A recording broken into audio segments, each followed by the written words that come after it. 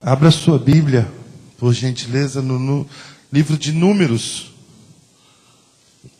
capítulo de número 13.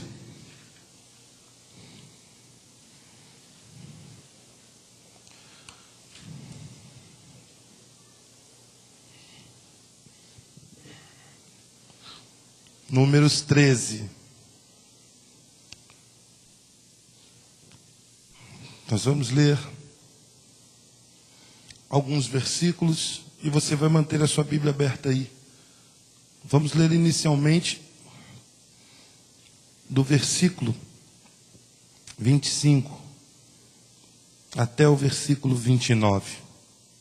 Diz assim a palavra do Senhor: Depois voltaram de espiar a terra ao fim de 40 dias, e caminharam, e vieram a Moisés e a Arão e a toda a congregação dos filhos de Israel no deserto de Parã e Cádiz, e tornando, deram-lhes conta a eles e a toda a congregação, e mostraram-lhes o fruto da terra. E contaram-lhe e disseram: Fomos à terra que nos enviaste, e verdadeiramente mana leite e mel, e este é o fruto. O povo, porém, que habita nessa terra é poderoso, e as cidades fortes e muito grandes. E também ali vimos os filhos de Anak. Os amalequitas habitam na terra do sul, e os heteus, e os jebuseus, e os amorreus habitam na montanha, e os cananeus habitam ao pé do mar e pela ribeira do Jordão. Até aí. Você pode se assentar.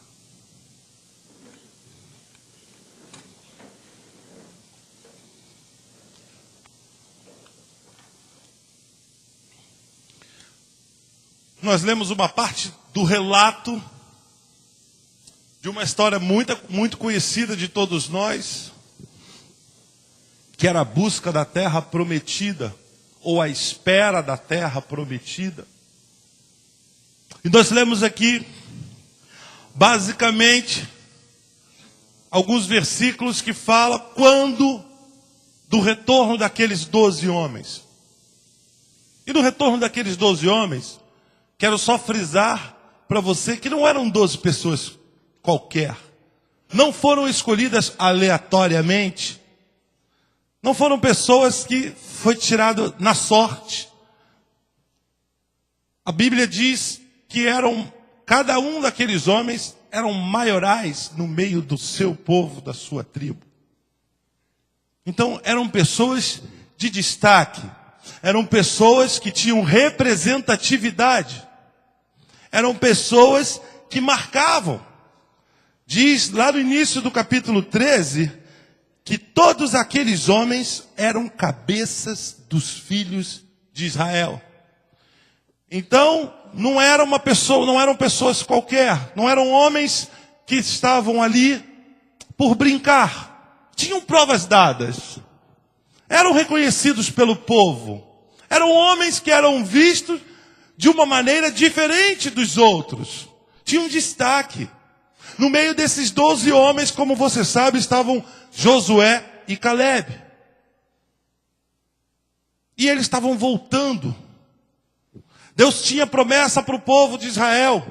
Deus já tinha feito inúmeros milagres, inúmeras providências para a manutenção do seu povo, para a garantia da segurança do seu povo. Deus já havia intervido de forma sobrenatural. A mais conhecida de todas elas, a travessia do Mar Vermelho. Deus já tinha feito coisas para aquele povo, mostrando o seu amor, o seu cuidado, o seu carinho e a sua proteção. Nenhum dos deuses com D minúsculo, nenhum dos deuses pagãos daquele tempo tinha feito qualquer tipo de coisa semelhante a qualquer dos mais simples milagres que Deus operara no meio do seu povo. Então eles, quando saíram e partiram para ver aquela terra, eles já estavam preparados, foram escolhidos, porque tinham proeminência, tinham destaque, eram pessoas em que o povo tinha confiança neles. Vocês 12 aqui, vocês vão lá, e assim conforme disse a palavra do Senhor, vocês vão lá e vão ver a terra que eu, o Senhor, prometi para vocês. Então assim foram separados por Moisés aqueles homens, e eles foram até lá e voltaram. E o que muito me causa aqui, todas as vezes que nós lemos certas coisas, me causa muito assim, surpresa. Por mais que nós voltemos a ler esses mesmos textos, como era difícil aquele povo. Como era difícil o povo de Israel. Meu Deus. E a palavra de Deus, ela é tão maravilhosa que ela nada esconde. E ela fala, quando você abre 1ª e 2ª Reis, 1ª e 2ª Crônicas, ela conta a história de todos os reis, o seu começo e o seu fim, não escondendo nada. Muitos começaram bem e terminaram mal. Alguns começaram mal e até conseguiram terminar bem.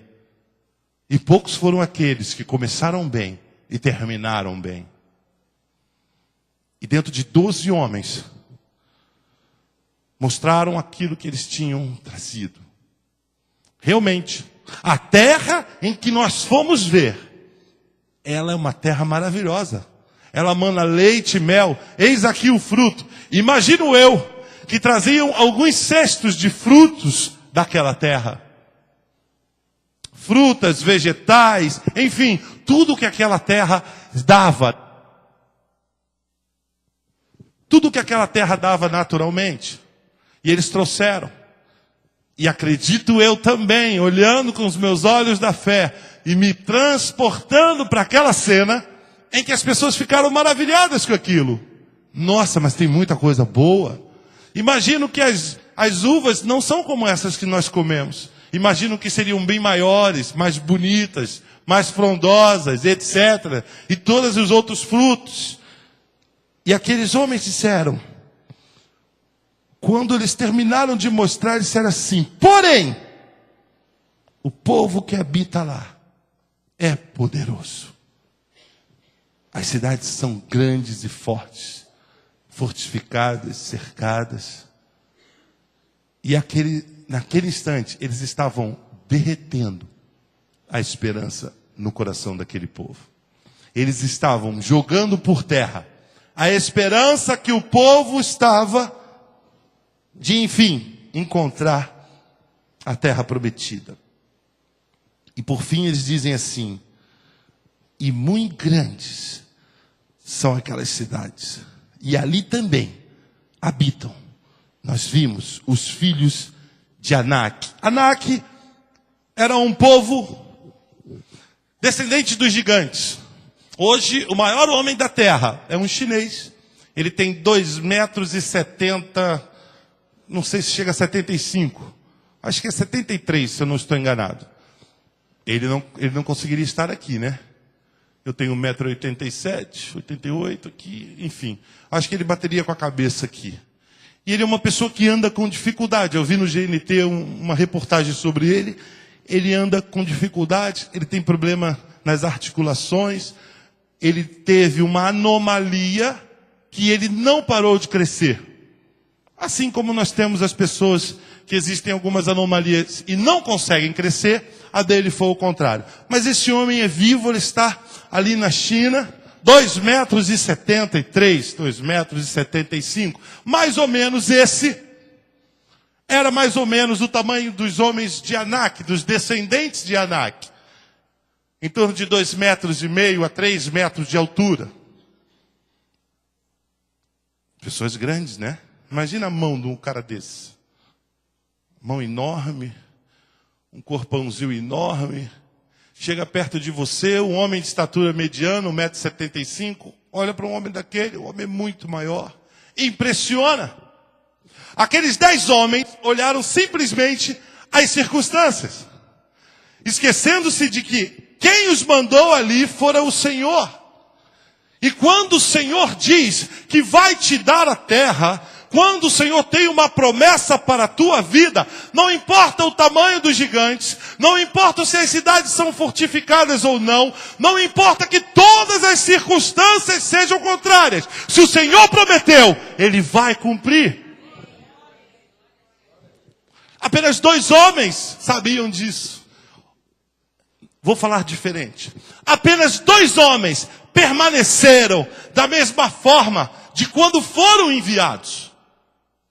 Porque os 12 foram com o mesmo propósito. Quando retornaram, apenas 2 vão no mesmo propósito. E fizeram Josué e Calebe. E eu fico observando e vem a pior parte que eles dizem ainda. Ora, hoje, ainda hoje, o que é uma cidade boa? O que é uma terra boa? É uma terra que ao mesmo tempo seja plana e tenha as montanhas. Porque você tem uma diversidade. O clima ajuda quando você tem montanhas em meio ao baixo relevo. É importante que se tenha água corrente nessa cidade. E é muito bom se essa cidade tiver uma saída para o mar. Irmãos, na minha vida profissional eu viajei por todas as capitais do Norte, Nordeste e Centro-Oeste. E quando eu cheguei em Palmas, no Tocantins, que são mais ou menos 4 ruas, isso há uns 4 ou 5 anos atrás, 5 anos atrás, eu me assustei. Aquele barro vermelho, aquela poeira. Era julho, estava 43, 44 graus. Falei, Jesus, Deus que me perdoe. Esse deve ser o lugar mais perto do inferno no Brasil. Porque um lugar daquele, e eu assim, achei aquilo um absurdo, até eu ir para Teresina. Tem alguém aqui do Piauí, de Teresina? Ai, graças a Deus, posso falar então. Então, não tem nada a ver. Irmãos, quando eu peguei aquele corujão, que saía daqui 1h da manhã, e chegava às 4 da manhã, no aeroporto de Teresina, quando abri a porta do avião, parecia que estava abrindo uma sauna. 4 horas da manhã, batia aquele bafo. Eu dizia, Jesus, lá não tem uma brisa. Todas as cidades do Nordeste, por mais que façam calor, tem uma brisa gostosa. Tem um vento que vem do mar e traz um refresco. Teresina não tem. Teresina parece um forno. Teresina é 45 graus, 40, 45 graus o ano inteiro. O ano inteiro. Preste atenção quando lá no jornal comecem a falar do tempo, do clima-tempo, você vai ver que Teresina está sempre lá em cima. E eu dizia assim, que saudade de Palmas. Dentro disso tudo, eles colocaram toda a sua visão pessimista para o povo. Eles disseram assim, vou reler esse versículo. Os amalequitas habitam na terra do sul. E os heteus, os jebuseus e os amorreus habitam na montanha. E os cananeus habitam ao pé do mar e pela ribeira do Jordão. Ou seja, tudo que tinha de boa cidade não tinha como ser desfrutado. Ah, por quê? Porque simplesmente a saída para o mar, que hoje é importante, imagina naquela época, que é onde se vai buscar o alimento, vai se trazer o peixe do mar, e é onde vão ter as rotas de saída para poder se fazer viagens e negócios e etc e tal. Habitava um povo ali, e esse povo também tomava conta da onde? Do deságue do Jordão no mar. Ou seja, ali aonde trazia a água potável, também tinha o inimigo. Não, vamos para as montanhas. As montanhas estão todas cercadas por 3, 4 inimigos, como foi lido aqui. Não, vamos para a parte do sul. O sul também está tomado. E aí, algo me ocorre nessas coisas. Sabe por quê? Várias vezes, assim como Deus fez com Gideão. Não, manda embora. Não, tem muita gente aí. Não, pode mandar. Agora, e Deus colocou uma série de impedimentos. E sobraram quantas pessoas? Quantos homens? E foram com esses que Deus deu a vitória. Sabe por que Deus faz isso comigo e com você? E já vinha fazendo com o seu povo desde há muito tempo atrás? Porque Ele não divide a glória dele com ninguém. Porque quando o Senhor entra na tua causa, entra no teu negócio, quando Ele está dentro da tua situação, Ele vai operar de modo que não restem dúvidas que foi o Senhor que o fez. Deus não vai te dar algo que você facilmente poderia conseguir. É óbvio que nós nos preparamos para conquistar as coisas. Eclesiastes diz que Deus se alegra quando nós podemos desfrutar do fruto do suor do nosso trabalho. Deus fica contente quando você consegue comprar sua casa própria, quando você consegue comprar seu carro, uma roupa bonita, quando você consegue, com o fruto do seu trabalho, fazer uma viagem de férias, descansar. Deus se alegra disso. Ele fica feliz com isso, porque você merece, porque você trabalhou e você conquistou. Ao mesmo tempo, nós devemos depender 100% do Senhor. Nós devemos entender que sem a mão do Senhor, nós não temos condições de adquirir isso ou aquilo. Sem a bênção de Deus, não temos condições de ir e de voltar, de fazer, de acontecer e de retornar. E aqueles homens, eles fizeram exatamente como não deveriam ter feito. Eles olharam somente as circunstâncias, eles olharam todas as dificuldades, eles olharam tudo de ruim. Eles disseram, realmente a terra é boa, está aqui, ó, nós vimos, é muito boa e tal, mas as cidades são grandes, são fortificadas, eles têm portões enormes, fortalezas, fossos, eles têm tudo. E tem gigante naquele lugar, é tudo ruim. Era como se eles dissessem, eu não sei porque que Deus mandou a gente ir lá. Eu não sei porque que Deus trouxe a gente para esse lugar. E eu acho e acredito, dentro dessa murmuração toda, que alguém deve ter falado, antes fosse melhor ter ficado no Egito, porque já tinham feito isso em outras ocasiões. Era melhor ter ficado lá. Pelo menos tinha cebola, pelo menos tinha isso. Trabalhava igual um cachorro, perdoe a expressão, sem ter a sua liberdade, sem ter a liberdade para adorar ao Senhor, sem ter a liberdade de ir e de vir. E ainda assim, alguém deve ter lembrado do passado sombrio e recente. E dentro disso aqui, o homem viu 10% daquilo que era para ele ter visto e trouxe 90% de problema. E essa palavra aqui, porém, quando eles dizem aqui no texto, porém, a terra é boa, porém, e destilaram toda a sua negatividade. E eu sei que tem gente que se aproxima de você, que gruda em você, e você sai daqui muitas das vezes, recebe uma palavra de bênção na sua vida, recebe uma palavra de vitória, e Deus está mostrando um caminho para você, e Deus está mostrando uma saída para a tua vida, e Deus está mostrando que tem algo a mais para você, e aquela pessoa chega perto de você e diz, não é nada por aí. Tudo vai dar errado, as coisas não são assim.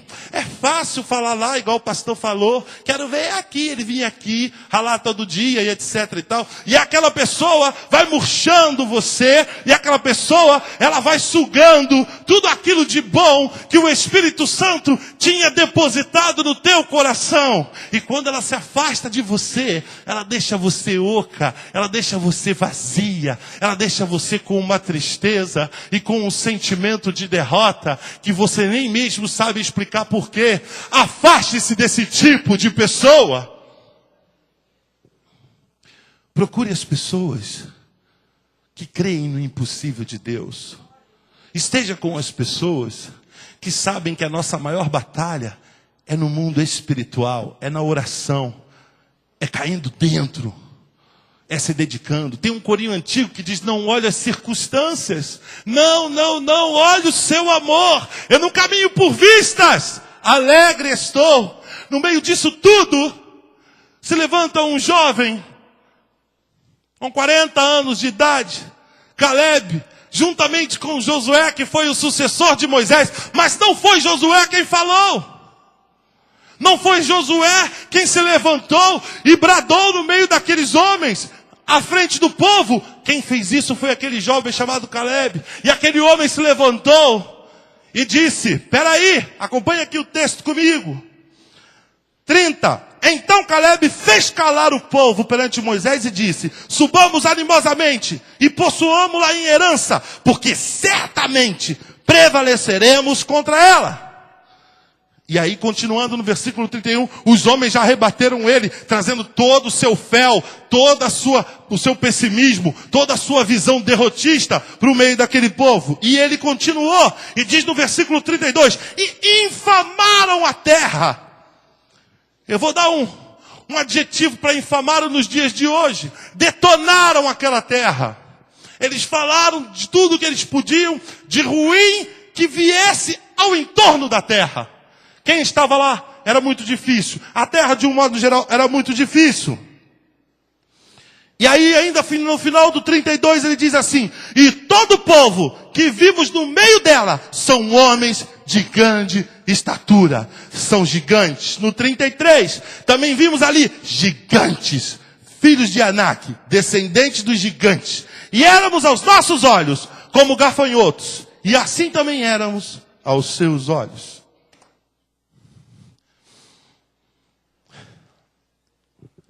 Algumas pessoas só conseguem ver os gigantes. Algumas pessoas só têm os gigantes na frente dos seus olhos.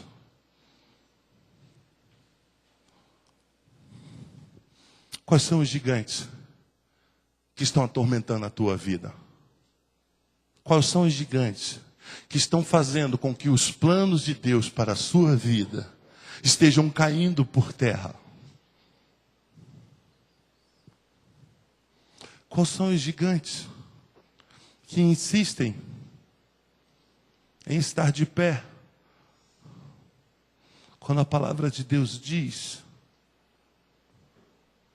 que a mão do Senhor é que vai prevalecer sobre a tua vida? Quais são os gigantes que estão envolvendo a tua mente? Quais são os gigantes, e me permita dizer isso, quais são os gigantes que você tem mimado? Quais são os gigantes que você tem acarinhado? Quais são os gigantes? E que, se continuar nesse ritmo, jamais serão derrotados na sua vida.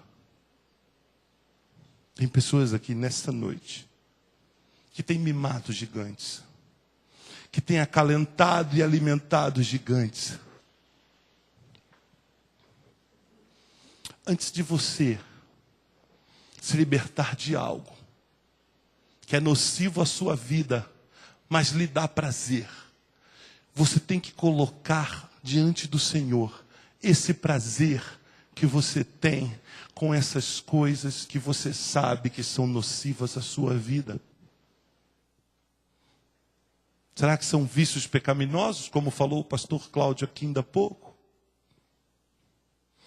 Será que é a falta de perdão que assola o teu coração?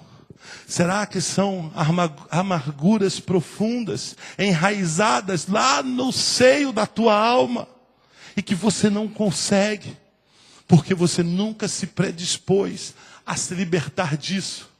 Porque dentro da sua carne aquilo te faz bem, e depois já não te traz mais arrependimento, e sim remorso.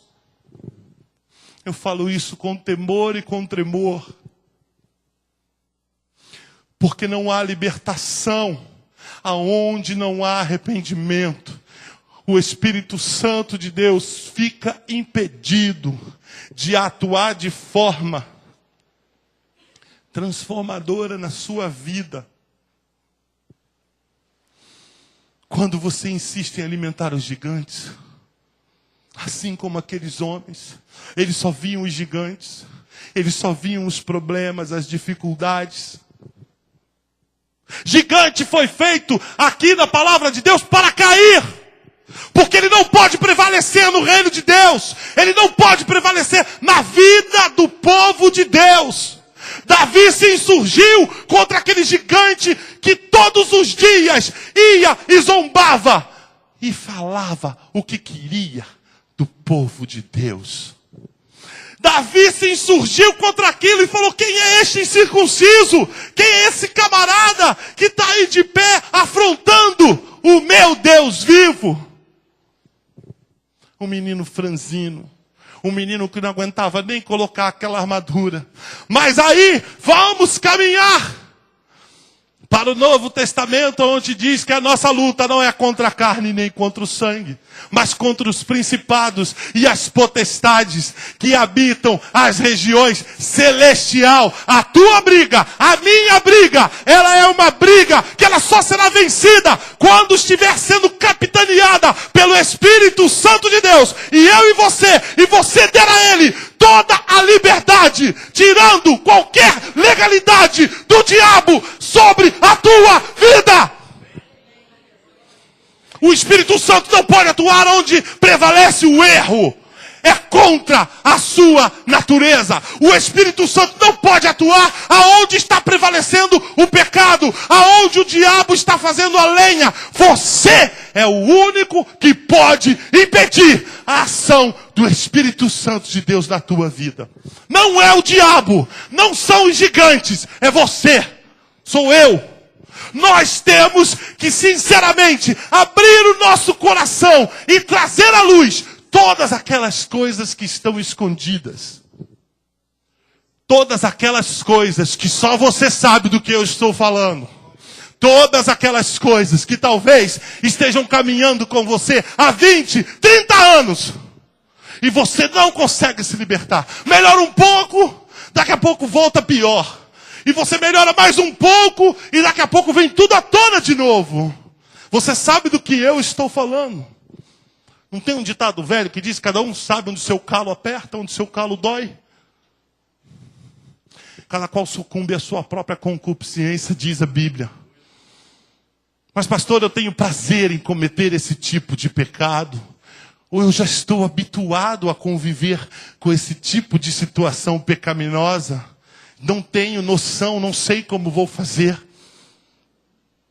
Quando nós não sabemos o que fazer, ou o que pedir, ou como intervir, o Espírito Santo de Deus, Ele intercede por mim e por você, com gemidos inexprimíveis. Não sabe pedir, Ele vai atuar aonde você não sabe atuar. Ele vai entrar aonde nós não conseguimos entrar. E Ele vai fazer um rebuliço na tua vida. E esses 10 outros que andam com você e só conseguem ver a derrota, e só conseguem ver os gigantes, e só conseguem ver tudo de ruim que está ao teu lado, eles hão de cair juntamente com esse gigante. Porque Deus quer você em pé, de frente, olhando para Ele, prosseguindo para o alvo, deixando as coisas velhas para trás, aquilo que já é passado na tua vida. Dê liberdade ao Espírito Santo de Deus, porque Ele quer fazer um rebuliço positivo na sua vida.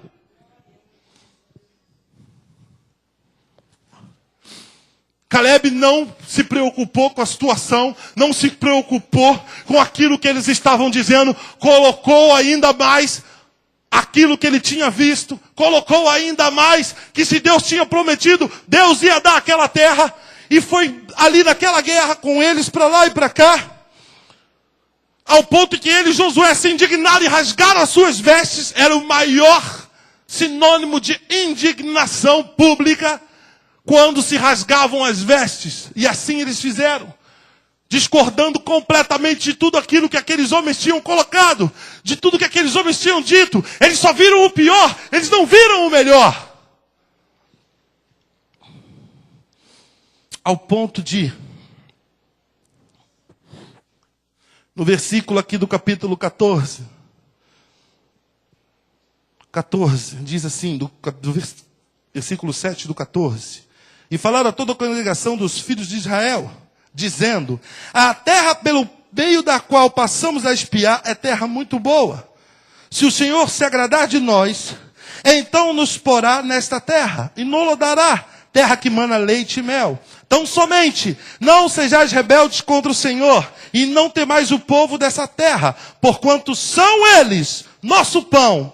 Retirou deles o seu amparo, e o Senhor é conosco. Não os temais.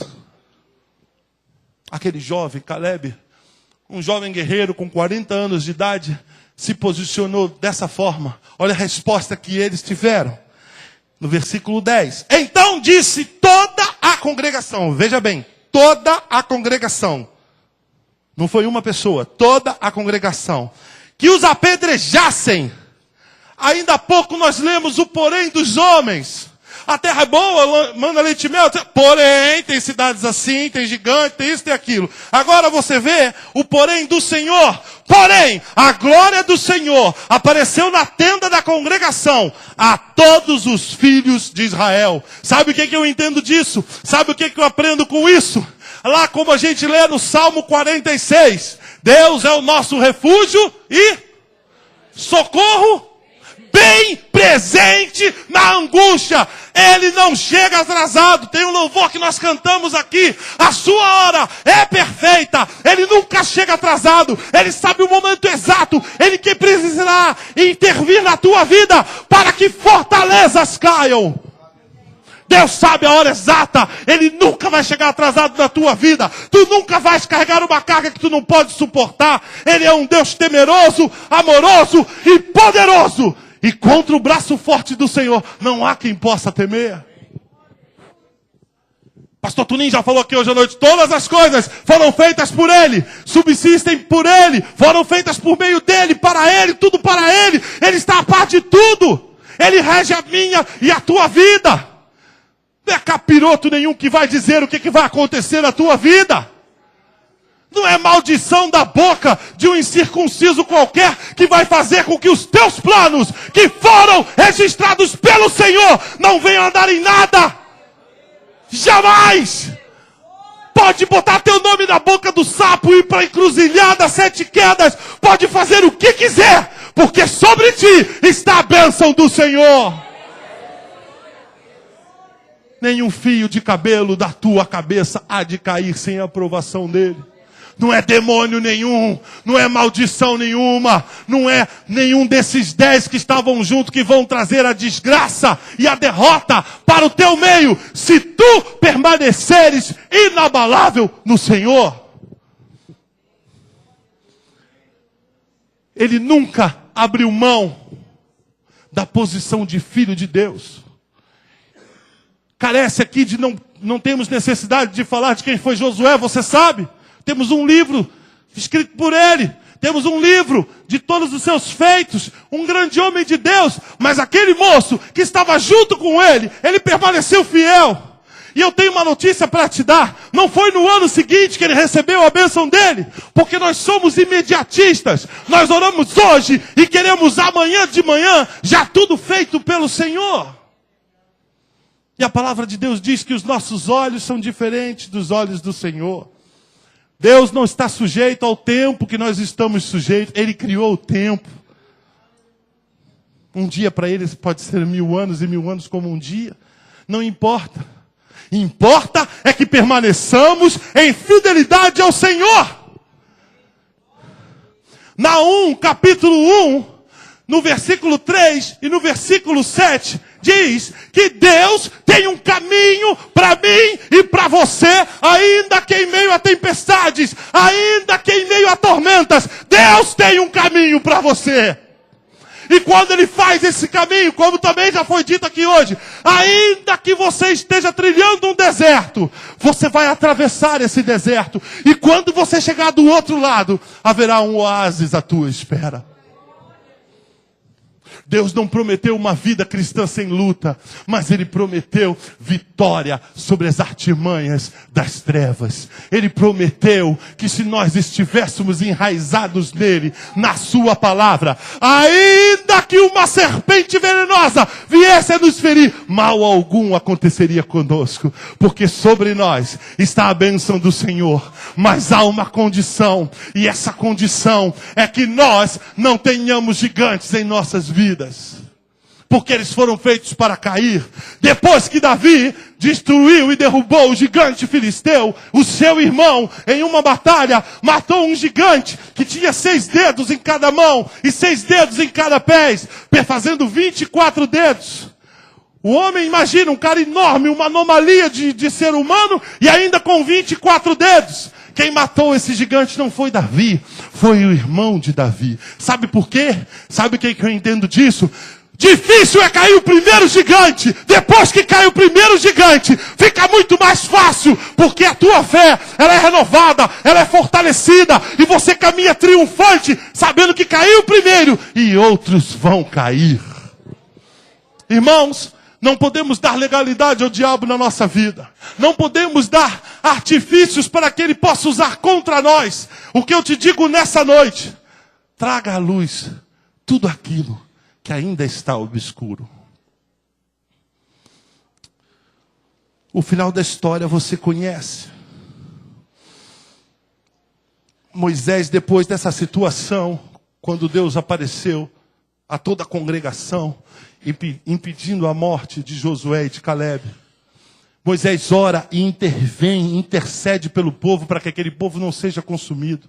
Deus atende e recebe a oração de Moisés, mas diz, ainda no capítulo 14, lá no versículo, eu nem vou ler, seria do versículo 20, mas eu vou ler o 24, diz assim, não, vou ler aqui do 22. Todos os homens que viram a minha glória e os meus sinais que fiz no Egito e no deserto, e me tentaram essas 10 vezes, e não obedeceram a minha voz, não verão a terra de que a seus pais jurei. E até nenhum daqueles que me provocaram haverá. Aí diz assim, mais uma vez entra o porém de Deus na situação. Porém, o meu servo Caleb, porquanto nele houve outro espírito, perseverou em seguir-me, eu o levarei à terra em que entrou, e a sua semente a possuirá em herança. Porque nele houve o que, irmãos?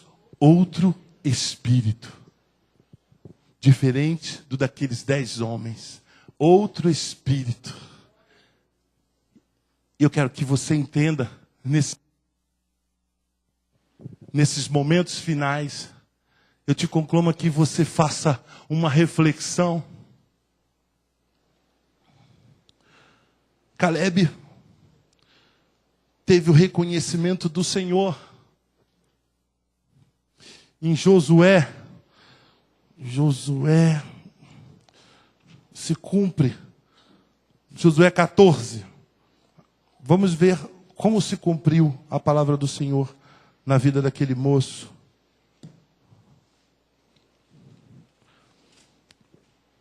Josué 14, de 6 ao 10.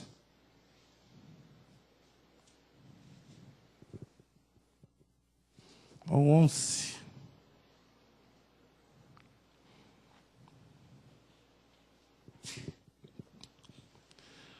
Para ganharmos tempo, vou começar aqui do versículo 8. Depois você pode puxar do 6 em diante.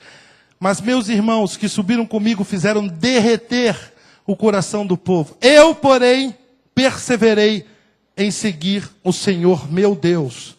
Então Moisés naquele dia jurou dizendo, certamente a terra que pisou o teu pé será tua e de teus filhos em herança perpetuamente, pois perseveraste em seguir o Senhor meu Deus. E agora eis que o Senhor me conservou em vida. Como disse, 45 anos há agora, desde que o Senhor falou esta palavra a Moisés, andando Israel ainda no deserto. E agora, eis que já hoje sou da idade de 85 anos.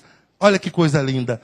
E ainda hoje estou forte como no dia em que Moisés me enviou. Qual a minha força então era? Tal é agora a minha força, para a guerra, e para sair, e para entrar. Agora, pois, dá-me a este monte de que o Senhor falou naquele dia, pois naquele dia tu ouviste que os anaquins estão ali, grandes e fortes cidades há ali. Porventura, o Senhor será comigo, para os expelir, como o Senhor disse.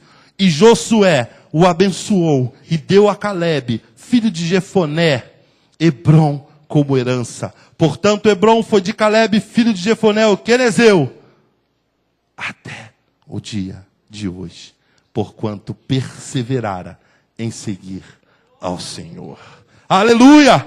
Ele já tinha 85 anos e não recebeu Hebrom de graça, com os portões abertos e tapete vermelho para receber ele. Ainda lá haviam os gigantes, ainda lá havia aquele povo, as cidades ainda talvez fossem mais fortes, mas ele estava com a sua fé, tal quanto no dia em que ele foi ver aquela terra e recebeu por herança. E diz na continuidade da palavra de Deus que Caleb entrou e tomou a Hebrom, conforme tinha dito a palavra do Senhor.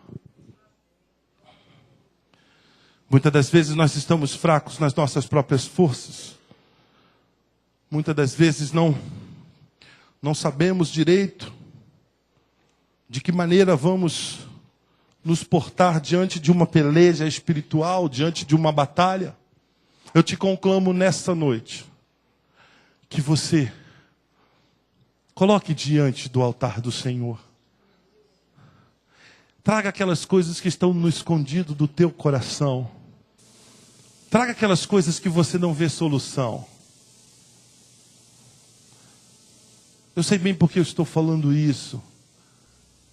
Tem pessoas aqui que precisam trazer à luz os seus gigantes, para que eles venham a cair, para que eles venham a ser definitivamente derrotados, para que eles não encontrem mais lugar na tua vida. Mas pastor, eu sinto talvez prazer em habitar com esses gigantes, em coabitar com eles. Ou está de um jeito em que eu não sei como, mas quantas e quantas vezes eu já vim à frente e coloquei essa situação diante de Deus e as coisas não mudaram. Eu quero te conclamar nessa noite a que você faça de modo diferente. Se é algo que está dentro do íntimo da tua alma, se é algum vício pecaminoso, se é alguma coisa que você gosta de cometer, você tem prazer, traga esse prazer diante do Senhor, que tanto mal tem feito a tua alma. Coloque isso diante do altar de Deus.